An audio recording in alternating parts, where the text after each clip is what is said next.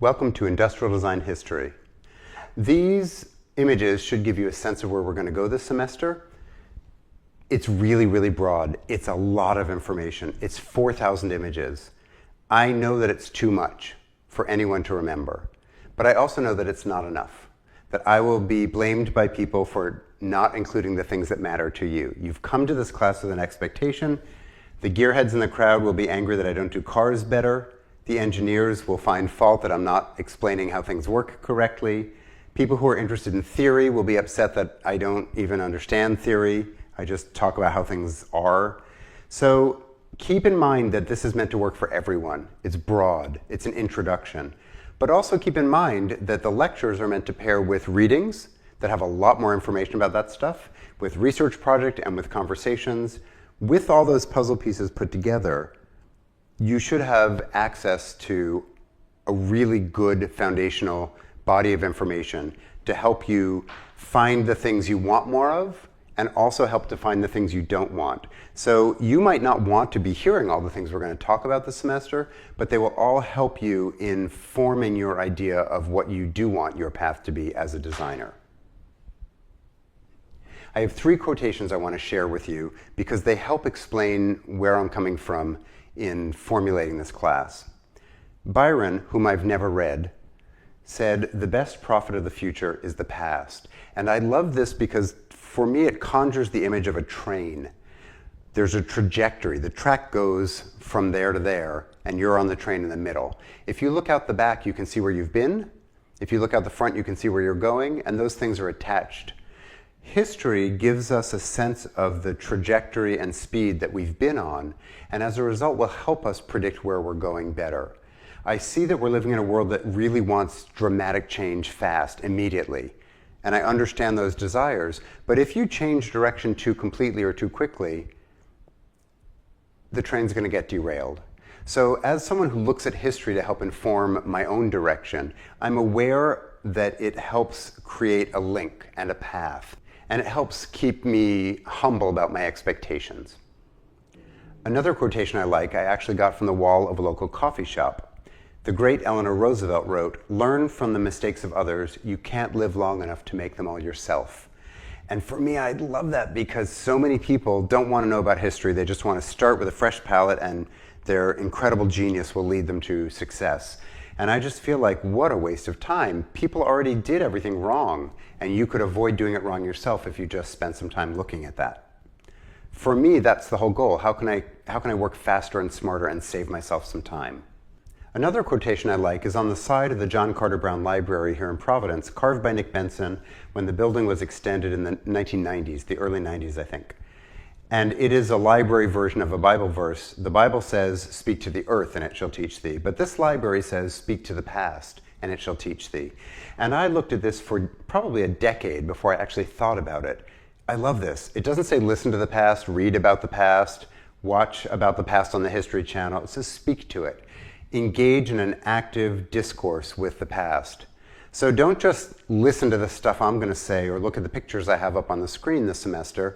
Ask questions of me, of it, Google stuff, find out stuff. It's only by actively engaging in a push and pull with the things you find from the past that you're going to be able to use it. I feel weirdly and wrongly that I need to justify why you should even study history as a designer. And I think that's because I get a lot of pushback from students who feel like it might not be as useful as learning some new skill or getting CAD figured out. The reality is, I think it's the most important skill because one of the foundational requirements for good design work is empathy. You need to be able to understand the people for whom you're designing. You can never be them, but you can get closer to understanding their motivations and their needs and their concerns through empathy. Here's a clumsy illustration of that. This is some entitled little kid having his iPhone taken away by dad, and probably he's about to have a meltdown because it's the worst thing that could happen all day. But if that child had lived in England any time between the first chimney was invented and 1846, when labor laws were changed, and if that child were small enough, that child would have been a chimney sweep, crawling up and down inside chimneys all day, one of the most miserable existences a child has ever had on this planet. That's way worse than an iPhone being taken away, right? And it's pretty easy to laugh at that 2019 kid and just write him off as an entitled little brat. But the reality is he doesn't know anything else. And that's where history is valuable to me. By learning more about what has happened and other circumstances and how we treated each other and what we expected of life, I have a better understanding of what I can expect in my own life and what I can achieve with my own time. I updated this slide for this year because you could play this forward into today's situation by looking at Philip and Barbara Loomis in California in 1918, struggling to understand why they needed to wear cloth face masks to avoid getting sick from the flu epidemic. So for me, certainly, even the frustrations of being alive today in the middle of what we're going through can be lessened or explained or contextualized by learning more about history. Also, to go back to Eleanor Roosevelt's point, I started making face masks for myself and had to go through a whole bunch of prototypes to figure it out because I'm stupid and didn't think to look backwards. If you're going to talk about face masks, you could really easily use history to show you how many ways there have been figured out to match fabric to our own human faces in 1918 and before. Also, the picture on the right shows you that the jerks who refuse to obey public health guidelines have also been around for a really long time. That might help me have a little bit of patience for the people I keep yelling at when I leave my house. And I know we're only 8 slides into this class and I'm already going off-roading, but I really want to just give you one slide about Sarah Little Turnbull because she fits in today's moment so beautifully. This isn't really part of the intro to this class, except maybe kind of it is. How can she not be here? Sarah Little Turnbull designed the N95 face mask. So did you even realize that the N95 was designed by an early female industrial designer? She started Sarah Little Design Consultancy in 1958 when she left her job as an editor at House Beautiful. And she was short, she was 4'11", so she really understood how designers were not paying attention to the people they were designing for because the built world was always at odds with her own needs and expectations. She worked with General Mills and Corning Glass, but her time at 3M is sort of interesting. They hired her because they wanted a female designer to help them figure out how to make gift wrap out of their new non-woven plastic that they were experimenting with. They thought, oh, we want pretty stuff, we'll get a lady designer. And she arrived and blew the lid off the whole equation and said, this is useful for so many things you're not thinking about. In the fashion industry, it can be used for interfacing, for shoulder pads, for brassieres. Brassiere, what a funny word, for bras. And they kept her on, and her work on the bra led to her in 1958 developing a removable liner, and she realized that that could also work as a filtering mechanism, a face mask. So many of the things that are crucial to make our face masks today work are introductions that Sarah Little Turnbull gave us. The metal nose clip, the elastic band, the non-woven material, and the shape were all things she introduced. The material didn't end up being a good enough filter for pathogens that it would work for medical uses, so it was introduced in 1961 as a dust mask. And in 1994, 3M invented a better material for filtering, and we got the N95. She also had something to do with the design of the bugle, that classic snack, but I can't get all the specifics. I can't figure out the story. Sarah Little used to say that she never invented anything, she only made improvements. And that's one of the reasons I feel it's okay to stick her in here, because that's what I want to focus on right now. This idea that there is no such thing as a genius who sits down and invents a mask. There's incremental collective progress. Another thing I stuck in, because it's related to where we are right now, is looking backwards at the history of germs and viruses and how they shape our experience on the planet. We can go back way further than this year or 1918. And we can probably go back farther than I am as well, but I just have a couple of things I want to bring into the conversation.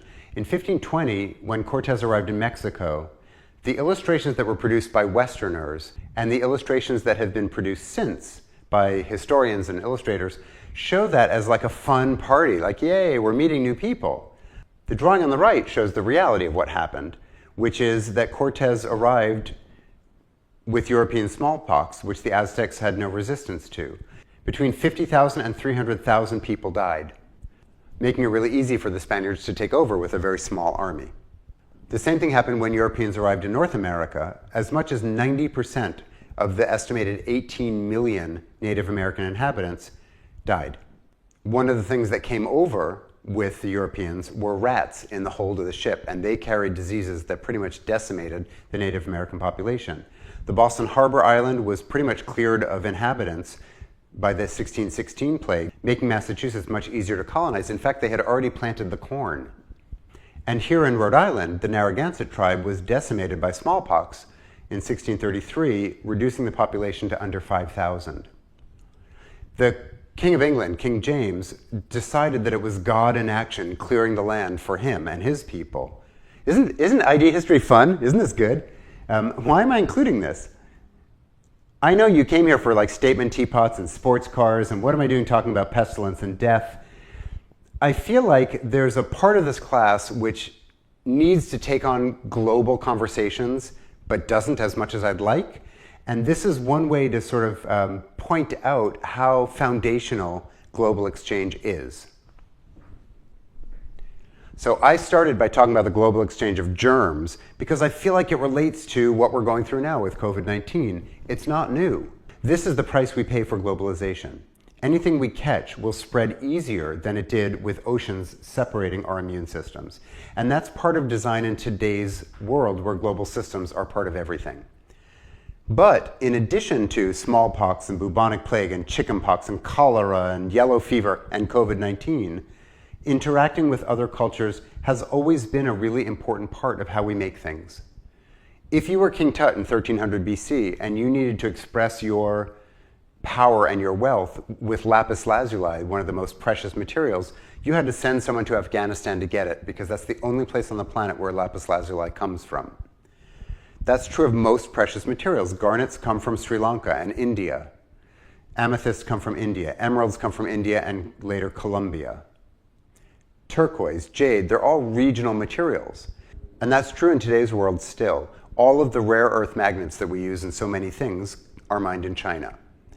So keep this in mind. The global aspect to manufactured items is really old, and it's a part of every conversation, whether we can find a way to tease it out and bring it to the surface or not. As we focus more throughout the semester on industrialization, the story becomes more Western and more biased. But that doesn't mean that the story isn't actually a global one. And I want to talk about that more, because everything about this class is fraudulent. And if we were meeting in person, we'd talk about what that word means. It means fake, wrong. I'm telling you a story that rests on a pedestal, which is constructed by the written histories, by the museum collections, by the published books. It doesn't mean that that's the only story or the right story. It's just the story we have to tell. So I want to talk about several ways this class is fraudulent. This is like apologizing in advance that you won't like your birthday present, and I'm sorry. Throughout history, progress came in fits and spurts. Different cultures, different geographies, different places on the planet were charging forward and innovating while others were not. If you go all the way back to 3000 BC, really exciting stuff was happening in Egypt, in India, in China. Not so much elsewhere. If we move up to 100, when the Romans were conquering and unifying and building their stabilized empire, which is where a lot of histories wrongly start, we credit the Romans with all of this sort of progress, but there was just as much or more progress still happening in China and in India. If we move up to 1200, when Europe was plunged into an era of ignorance and religious crusades, the golden age of Middle East engineering was happening, and China and India were still doing just great, thank you very much. So where stuff starts to get more Western biased is with industrialization. The story will become more about Britain and America, and Europe as well, because industrialization happened there in a more radical and focused way. China, Korea did end up industrializing, but later. Japan industrialized a little sooner than they did, but it was because they were forced to. So that story of how industrialization happened is a big part of this class, which is an industrial design history. And I think students often lose track of that and want to see more of things in this story that aren't part of this story, which doesn't mean we can't get them in. It just means we have to manufacture the method of doing that. We have to rebuild the pedestal the story is sitting on. And that continues past industrialization. In 1880, all the important innovation was happening in Germany: internal combustion, the chemical industry, scientific and engineering innovations, all in Germany. If we continue on to 1950, plastics were being explored in Italy before everywhere else, or in a richer way than everywhere else. And that's the innovation hub. So my point is just that over time, there's no one place that was smarter or better. Everyone has had a share in this story. It's just changed over time. This class will be looking at a section in time, which forces us to look at a geographical section as well. So I want to do my best to expand that bigger, but keep in mind that there's other times and other things happening and other histories and other disciplines. So a little bit of why this class is fraudulent is because we're studying a profession. Here's my thinking about how the story will change, because it needs to change. My parents' generation in the 1950s grew up with this promise of a perfect future. If you get married, have a good job, stay at that job till you die, have 2 kids, 2.5 kids, a car in the garage, that's the American dream, you can do it. Then they got married and had 2 kids and realized this isn't a dream of any kind. Or they realized this is a dream but for a tiny group of people. All these other people aren't part of this promise. So the promise, the story, the narrative was wrong. And that generation fought against that. They protested, they organized, and they demanded a different world. And then my generation grew up in the shadow of that, watching that happen. So I've grown up aware that the story's wrong, but unable to do anything about it because we don't have the tools to tell the story differently. Museums have collections that are photographed, so if you want to use a picture of a thing, it's probably going to be from a book and a museum collection. You probably can't use a picture of something that hasn't been photographed or collected or was thrown away. Most of the written histories were written by the designers who started the profession, who are all men. That doesn't mean there weren't women there. Their stories haven't been told. So my generation has been trying to identify all the underrepresented people who were active in building design history and haven't been getting credit for it, and write books about them. We've also been trying to re-examine how we tell the story. Maybe instead of talking about the designer, we talk about the consumer, which for centuries has been mostly women. So women had the single most important voice in why things look the way they do and what was being made. They just haven't been given credit for creating it. So we're doing a lot of work to get the tools to do this all differently. So it's not just dead white guys with stuff at the MoMA. But my plea is actually to my students to realize that instead of being frustrated that you don't see yourself in this story and thinking it's because stupid teacher doesn't know how to do it better, have a little patience because it's actually your job to change it. You are the first generation that has both the awareness that the story is wrong and the tools to change the story. So we're working on it. Like with the train metaphor, it's slow and takes time, and it's easy to understand how frustrating that is, but we're making progress. Another reason this class is totally fraudulent is that partly because of what I just said, partly because we're relying on objects in museums that have become the things people want to look at, we will be focusing a lot on fancy stuff for rich people, or even worse, on prototypes or one-offs or super expensive experimental things. And part of that problem is I can blame on my students because they want to see this stuff. If I don't show Werner Panton's chair, people get angry at me. I would love to be able to teach this class with the forgotten things, the Stopette spray deodorant bottle from 1947, the M&M from 1930, the crochet hook from 1873. There are so many great things we could use to tell the story of industrialization and industrial design, but there aren't published sources for that. There's no information, there's no images, and so I can't. Another reason this class is really fraudulent is that it celebrates, in spite of all my efforts, the cult of the genius. Most people think if you're a good designer, you sit with your sketchbook and you have great ideas and you change the world, or else you're just stupid and you don't. In fact, there's no such thing as one person who changed the world with an innovation. This class is forced to celebrate the cult of genius because we need to throw names at you and learn those names, when in fact we should be celebrating collective progress. So we all know that Edison invented the light bulb. Duh, that's just true. But did he? In 1802, Humphrey Davy connected wires to a battery and made the first incandescent light. Probably not even the first incandescent light, just the first one that got recorded. In 1820, Warren de la Rue added a vacuum chamber to extend the life of the filament. In 1840, William Grove used water to seal that vacuum and extend its life. and added platinum as a filament and was able to light an entire theater with artificial light. This was the first time artificial incandescent light was actually useful, although it was still way too expensive to use for anything. In 1841, Frederick de Moulins got the first patent for a light bulb, and that's where innovation really took off, because a patent is a published record where people could read about it and understand the technology and then play with it on their own. And we saw people start inventing light bulbs in Germany and in Russia. Heinrich Goebel introduced the carbonized bamboo filament secured in a glass container that became the actual foundation for the practical light bulb. And then finally, in 1879 in England, Joseph Swan invented the light bulb, and in 1880 in New Jersey, Thomas Edison invented the light bulb. They both produced practical incandescent bulbs with long-burning carbonized filaments in a glass vacuum tube. So who invented the light bulb? Kind of doesn't matter. We say that Edison did, and we say that because he might not have invented the light bulb, but he figured out how to produce them affordably and then connect them to a system that made them useful. So Edison got the light bulb in people's houses. That's why we say he invented it. But in terms of understanding innovation and designers and innovators, it was a team effort. History favors the lone genius, but reality requires decades and casts of thousands to bring innovation into real life. I also want to point out that Edison bought all of the bamboo that he used for his filaments from one farm in Japan. So there's one forgotten Japanese farmer who provided the functioning component of every light bulb that Edison made for decades. So is that Japanese farmer not also part of the story of how the light bulb was invented? Years ago, I made a chart, and I love making charts because they're always terrible. There's always a flaw. This chart is very flawed. But the point of this chart was that industrial design as a profession started around 1927 and theoretically is still going today, although I would argue it's turning into multiple other things.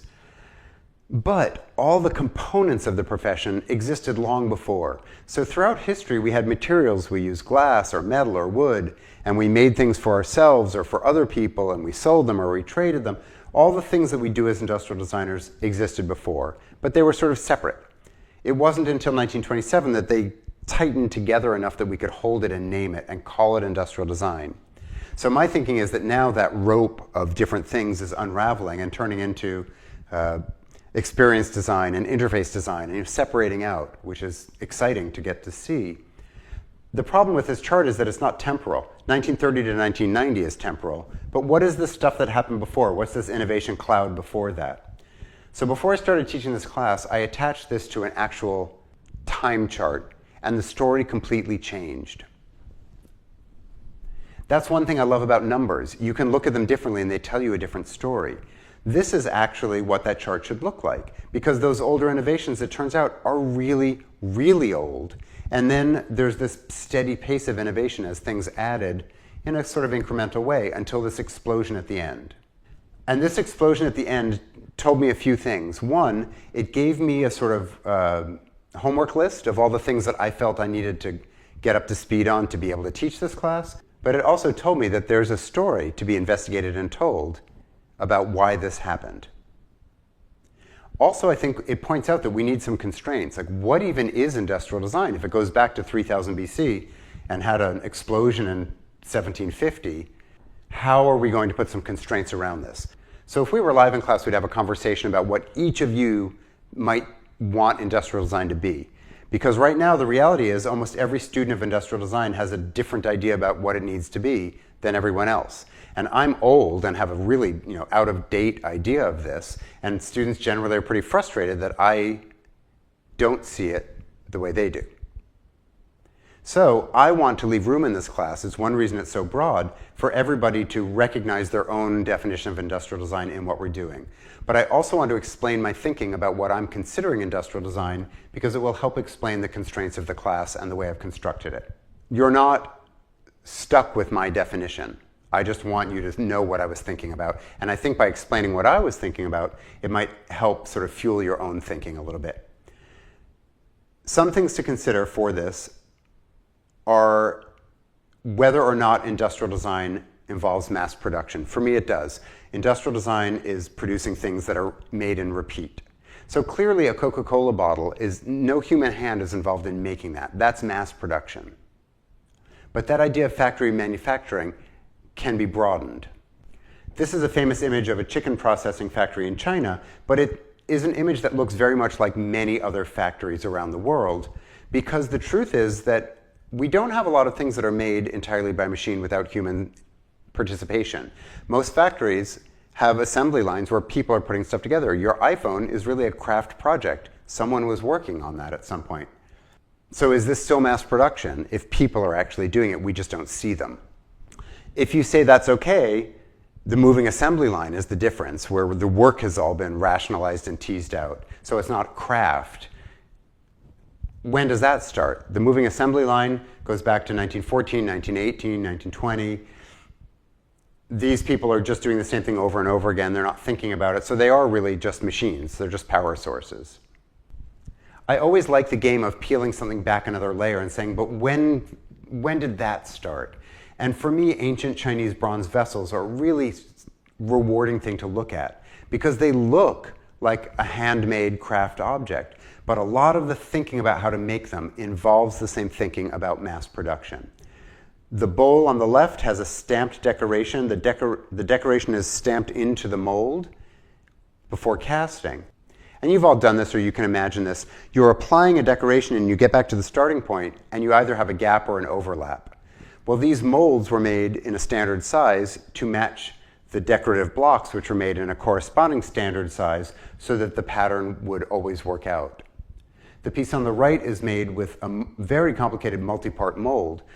These objects were changed to suit the manufacturing processes that created them. And for me, that's the foundation of mass manufacturing, when the object has to be created for the way it will be made. And I think you could even go back farther if you were desperate to, which I am. These Egyptian funerary collars are glass beads, and I don't think a craftsperson made one bead and then the next day made the next bead. I think they found efficiencies, ways to roll out the glass and make all the white beads at once. So, I don't know, I wasn't there, but I love looking for evidence of that brain power of how could I do this faster or better. I think that's one of the foundational parts of mass manufacturing, and it's in evidence all the way at the beginning. But if you don't agree with that, that's fine. You could also say, no, it has to have steel and a power source. A Heidelberg printing press takes information and ink and smacks it on paper a gazillion times a minute, and that's mass manufacturing. But that's using ancient technology. You could go back to Gutenberg and his press, but you could go back way farther to Chinese printing presses and Japanese woodblock prints, and it's just a different power source or a different surface that the information's on, but the actual concept of how to transfer information from one original source to multiples is the same. You could also decide it's not the manufacturing that matters in my definition, it's the conception of the object that matters. Our Department of Industrial Design at RISD has traditionally been a user-centric design department. We focus on the person we're designing for, their limitations, their abilities, their interests. The Aeron chair is a great example. Its shape is defined by what it has to do, where it meets a human being, and the measurements and the positioning of that human body. We think of that, the study of ergonomics and anthropometrics, as something very recent, starting in World War II and really getting perfected once we got computers, so in the 1990s. But the basic premise is ancient. These are presentation saddles. They're designed on the inside to fit a horse, on the top surface to fit a human butt, and those shapes are crafted by understanding those human-centered constraints. For me, that's a big part of what industrial design is and what it needs to always be. But however you end up defining industrial design, there are some categories that matter, especially to this class. So I just want to go through the different categories of stuff that I have to make sure get included in this class. The most obvious one would be people. There are just people involved in this process that you guys need to know about. You should know Buckminster Fuller. I think you should know Eileen Gray and Eva Zeisel. You probably want to know about Christopher Dresser. So we'll get a bunch of people in there, the names you need to know. There also are objects that you should know, whether you learn about the person who made them or not. In fact, Michael Tonnett, who made the famous Tonnett chair, all designers love that chair and look at it and understand it. But not that many of us know anything about Michael Tonnett. He's sort of disappeared as an important person, and the chair has taken his place.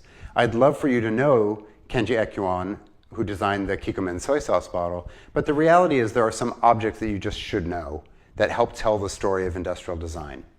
One of the reasons I like teaching at RISD is that it lets me talk way more about the materials, how things are made and what they're made of. I believe that that's the single most important part of why things look the way they do. Materials control form and shape, and materials allow different shapes and surfaces. And so the relationship between what an object looks like and how it's made is a really important part of this story for me. There are also some interesting opportunities to just look at what was happening in the world and how it related to design. So when Howard Carter discovered King Tut's tomb in 1922, and the pictures went around the world and everybody saw Egyptian stuff mostly for the first time, they went crazy. The Egyptian revival of the 1920s was complete. Everything that was made in 1925 referenced Egypt in some way. In the late 1970s, when Star Wars came out and all the interiors were white, and Saturday Night Fever came out with its polyester and coke-fueled extravagance, there was a trend in design to make things white. So there are just relationships between stuff and culture and design, and I want to look at those. I will do a bad job talking about politics because I don't know history all that well, but there's a really tight relationship between war and design, and it's sad to talk about, but we are at our smartest when someone's trying to kill us. So during wars, we are super innovative and get new materials and new technologies. And then after the war, it is designers who swoop in to figure out how to repurpose all of that for peacetime progress. So we'll look at both the innovation and then what it led to. We also want to look at education, and by that I mean how we taught designers, so starting schools like RISD and Cranbrook and the Bauhaus to train designers, but also how the world discovered design through exhibitions, through global world's fairs. The picture on the lower right, I just want you to look at for a second because I spent so long waiting for this picture, trying to find it for you.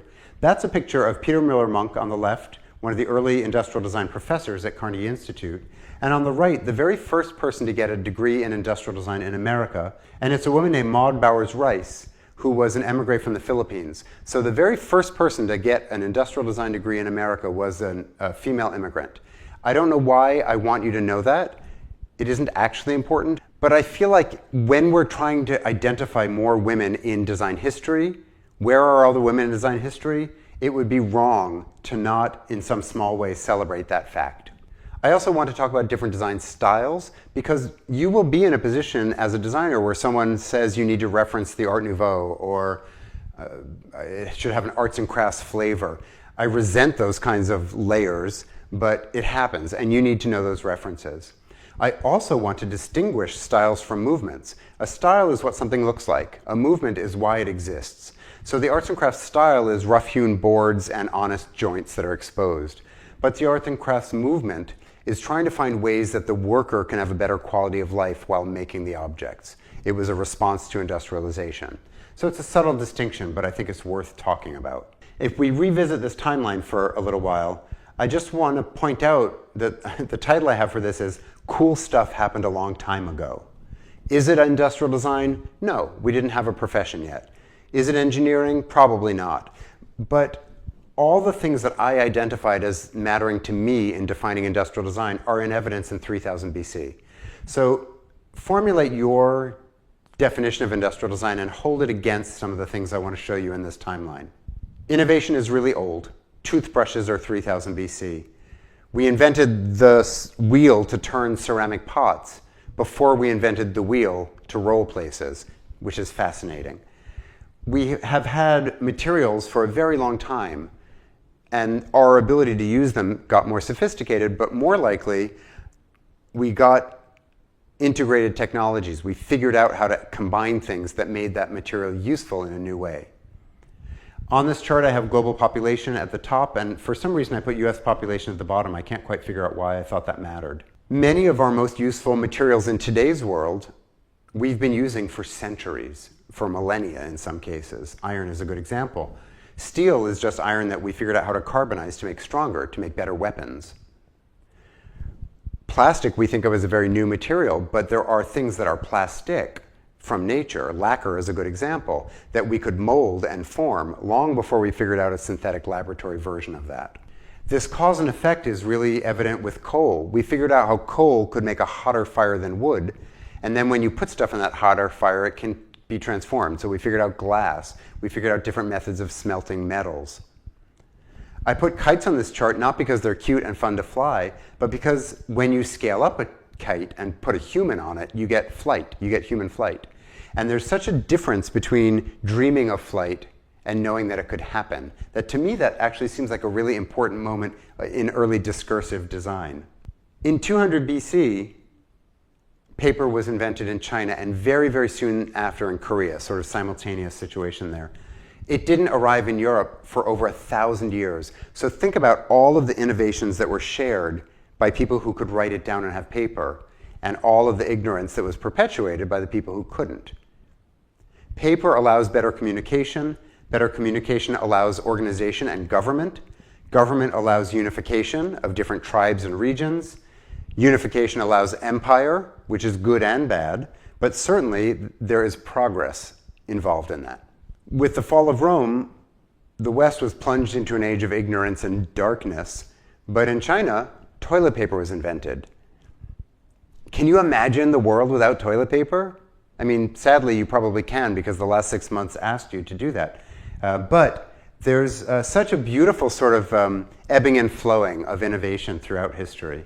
In the 800s, China standardized the pre-existing written language and reduced a really complicated variable system to 200 graphic modules that could be used to make over 50,000 characters. It's a beautiful example of modular thinking really early. And that standardized language was part of what helped unify China and guarantee all of the innovation that was happening there. It created a stable society at a time when the rest of the world was not really able to arrive at stability. And when you get printing on paper, you can share that original source document or image many more times with many more people. You can also make paper money. You can uncouple value. So instead of a coin being gold, and that's what defines its value, you could have a government saying this piece of paper is worth something. And right after you invent printed paper money, you also then invent inflation. When the West woke up again with the Renaissance and invented movable type printing, which was really just Chinese printing with some metal casting added to it, tons of stuff started to spread. So in the same way that China was unified through printing, all of the rest of the world started to share ideas and make this kind of incremental progress because information could be shared. So that's why the end of this chart has this huge explosion.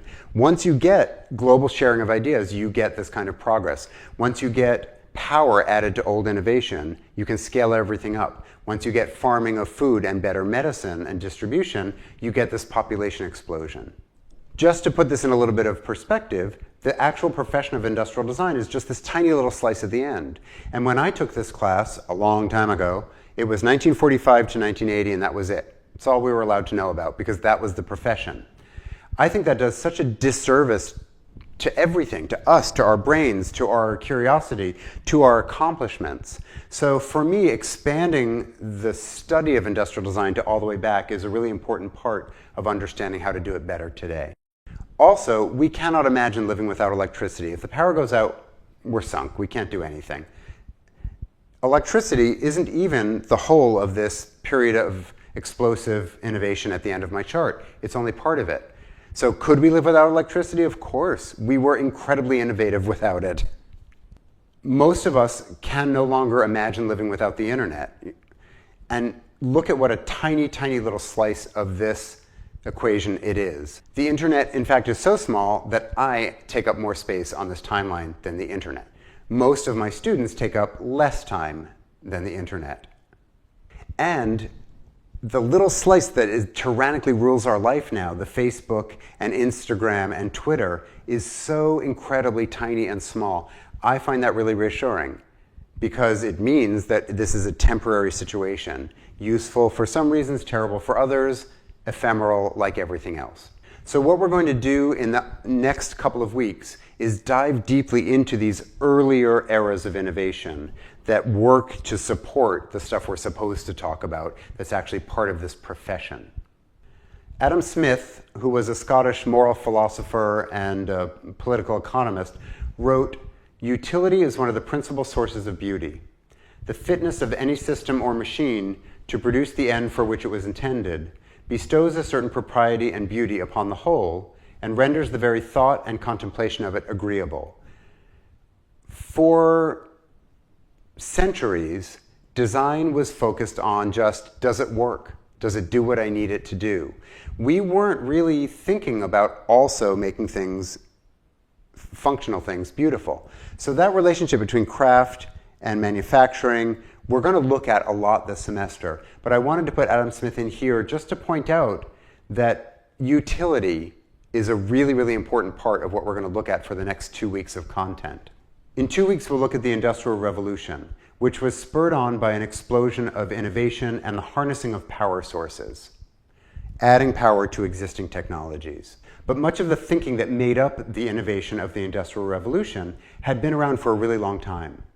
So for me, starting with the Industrial Revolution also seems wrong, and that's where most industrial design history classes would start. But I feel like the brain power in evidence earlier, the problem solving, has so much to offer us that I want to spend more time looking at it. So take a break, have some ice cream, practice some jumping rope, and come back for a deep plunge into early innovation and engineering and considering how much of today's world was already in evidence a really long time ago. Okay, thanks.